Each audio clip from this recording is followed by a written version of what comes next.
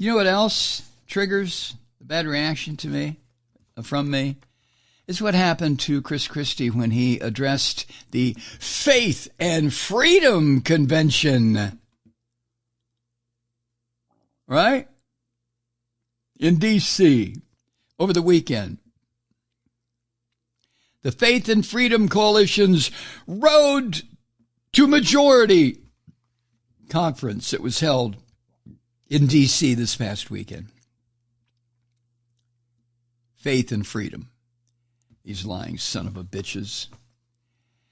What happened was former New Jersey Governor Chris Christie, like him, don't like him, it doesn't matter. He was booed Friday when he criticized this filthy pig Donald Trump during his time at the podium, his little speech at the Faith and Freedom Coalition event. And when the boos started, you've probably seen the video clip, he said, you can boo all you want. But why am I running for President of the United States? I'm running because Trump let us down. He has let us down because he's unwilling to take responsibility for any of the mistakes that were made. Now, that language is a little bit too passive for me. Mistakes that were made. Horse shit. The specific acts that Trump committed. Let's not call them mistakes that were made. Put it in the passive voice. No, no, no, no, no, no. And Christie, as he gave his speech, he noted that he was the first presidential candidate back in 2016 to back this filthy bastard Trump, and that Christie served as chairman of Trump's transition team. But as he continued further into his speech, don't forget he's addressing Christians, God damn it! The crowd shouted and booed at him. And then Christie said this, and this is so disgusting, and you know, people wonder why I am so anti-Christian in its present construction. To me, it's just a vile, hate-filled, foul, destructive state of mind. It's not a religion, it's a cult. But he said this, quote, our faith teaches us that people have to take responsibility for what they do. People have to stand up and take accountability for what they do, and I cannot stand by, end quote. Now, when he said that, you know, he's getting booed. These are Christians. Oh, calm down, Mike. Take a sip of River Moon. Okay. These are Christians. My grandmother was a Christian. I remember how she tried to raise me. She wasn't very successful because I'm a full-blown atheist and have been for the past 50 years, if not longer.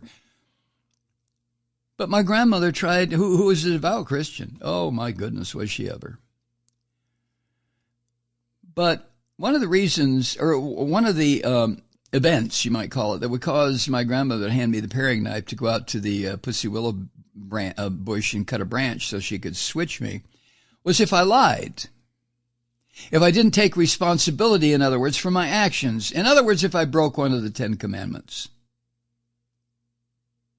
But Donald Trump, the darling of these Christian terrorists, they don't give a fuck about that. They don't care about it. Because they lie.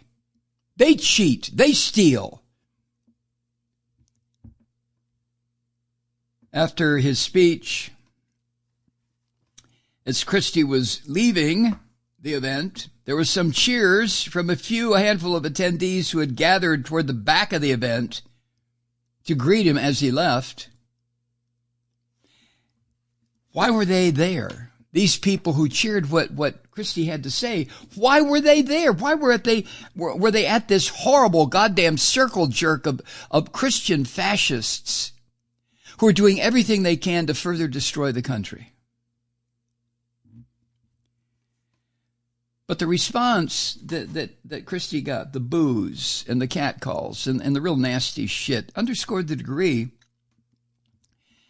to which this so-called faith and freedom horse shit is just another front for Donald Trump.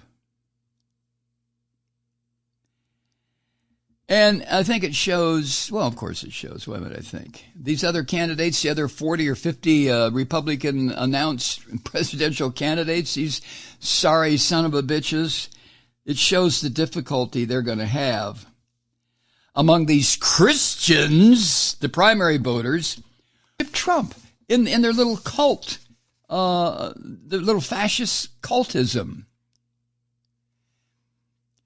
And further highlighting that point, the North Carolina Lieutenant Governor Mark Robinson, who's running for governor in the state of North Carolina, God damn, that's so, I lived in North Carolina twice. I love that state, and what has happened to it politically is just disgusting. But Mark Robinson, got some of his biggest applause early on during the event when he said he would be endorsing Trump in 2024. These are Christians. No, they're not. They take the name Christian, but they're not. They are fascists. I hope you understand this. You're smart. Most of you are smarter than I am, podcast. I hope you understand that fascism was never defeated as an idea. 60, 70 million people died in World War II as a direct result of this conflict between fascism and, call it what you want, capitalism, democracy. Nuclear weapons were used, but fascism was not defeated. And as a cult of what it is, violence and irrationality, it couldn't be vanquished as an argument. Didn't happen. And as long as Nazi Germany seemed strong, other European countries were tempted to follow along. Now, granted, on the battlefields of World War II, fascism was defeated, but it's back. And this time, the country fighting a fascist war of destruction is Russia. Irony of ironies.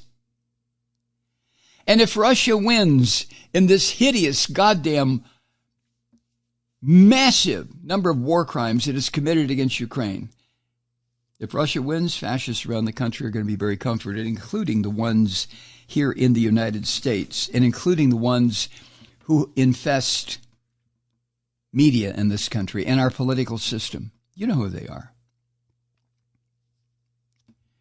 It's been written that we make a big mistake in limiting our fears of fascism to a certain image of Hitler and the Holocaust, as horrible as that was, as unspeakable as that was. But fascism was Italian in origin. Mussolini came up with this shit. I mean, the word fascism comes from the Latin word for a bundle of rods. The idea being that a bundle of rods was a lot stronger than a single rod.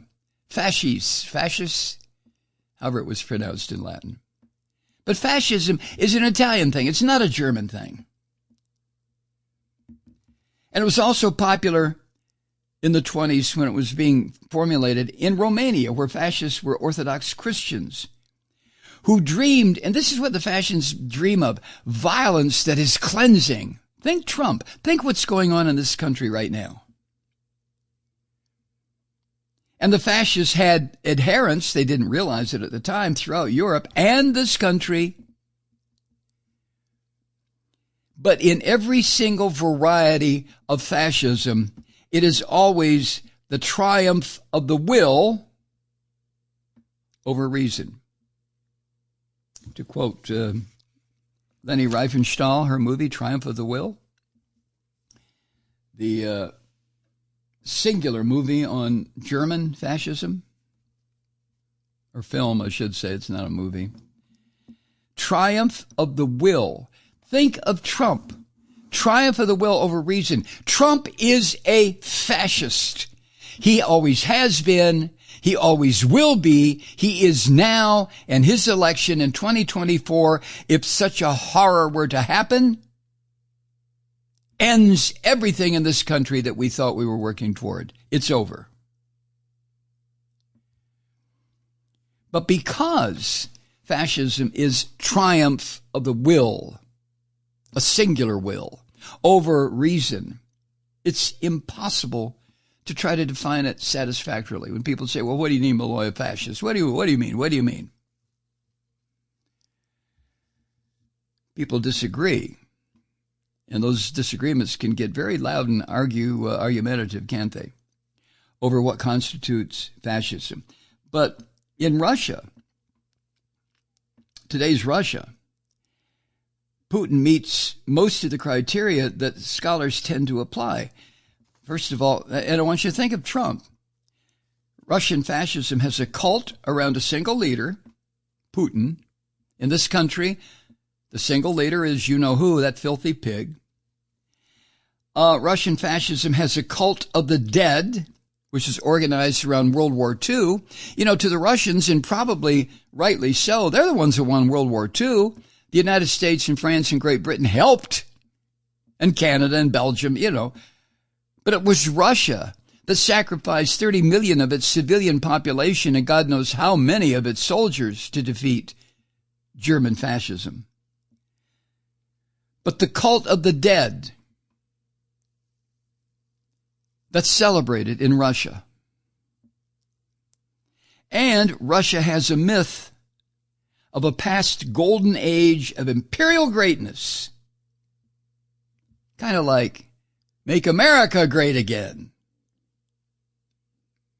And that Russian imperial greatness is to be restored by a war of healing violence. This is how sick these fascists, I don't care if they're Christian or Russian or American or German or Italian or Spanish, it makes no difference. Healing violence. In the case of Russia, it's the murderous war on Ukraine. This is what we're faced with here. This is what makes me just sick at heart when I think about this.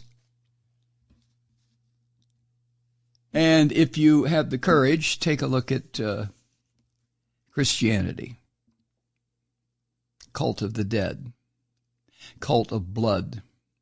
Cult of war, conquest. I mean, that's what 16th, well, 15th and 16th and 17th century Christianity, global Christianity was all about. Conquest, defeat, kill, destroy, take over in the name of our bloody Lord and Jesus Christ. And anybody who gets in the way of these Christian conquerors, we will kill them. All of them.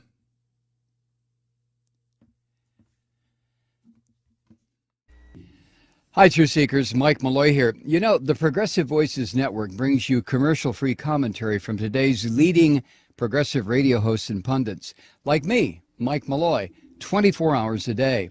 I'm not your typical old guy from the 80s or the 90s talk radio host, and Progressive Voices is not your typical talk radio network. It's a listener-supported nonprofit with no corporate control whatsoever over our broadcast. So hosts like me, Mike Malloy, are free to rant and scream and carry on about whatever we like.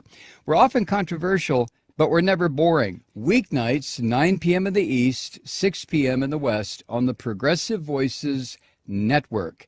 Always progressive, always on. I'm Mike Malloy. Keep it lit.